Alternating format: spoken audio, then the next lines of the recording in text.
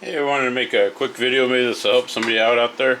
So I got some really old speakers. These probably I should look for a date on that. But these things are like really old. This is like almost from the first computer I ever had. So, or modern computer. I want to say around the year 2000 or something. So they're probably over. Wow, sorry, 2024. So this is probably over 20 years old. They're good speakers. When they used to make good speakers. Anyways, so here's what was going on. I'll show you let you hear what it sounds like. So this is what it used to sound like when I used to turn on my speakers. It'd be really scratchy, and then you'd hear this buzzing. I'm just touching the bottom contact.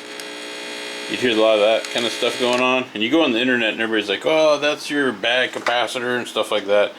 And when I turn it, it'd crackle and stuff, and I'd get it to a good spot to where it would be, I could hear it. It wouldn't have too much humming or crackling in it.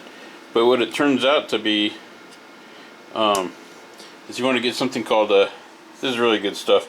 This Geoxit D5.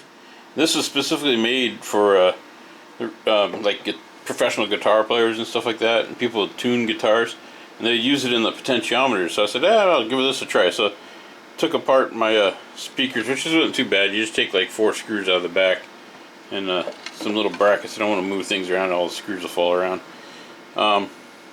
It's no rocket science to take it apart. And I hooked my speaker lines back up and power and everything. But I unplugged everything. You don't want anything plugged up when you're doing this, any power running through it. Probably wouldn't hurt it. I guess it wouldn't hurt it.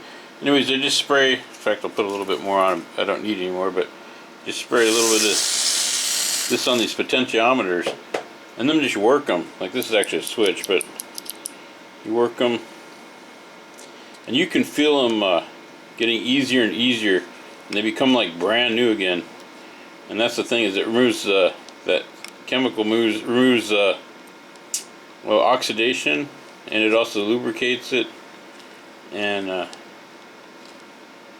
kind of restores it, and that's the purpose of it. In fact, there you go. See, I just turned that up all the way full blast, and I'm not picking any hum up or anything. Hopefully it should last a while. I've used this stuff on like ceiling fans, and the older ones that have bearings and such that get squeaky. It usually lasts a year. So anyways, I wish I would have had the sound, what it sounded like before, but it's like making no sounds. It sounds like it's brand new again. Anyways, hope that helps somebody out. I just got to put it all back together. Anyways, give you a tip on how to fix your old computer stereo speakers.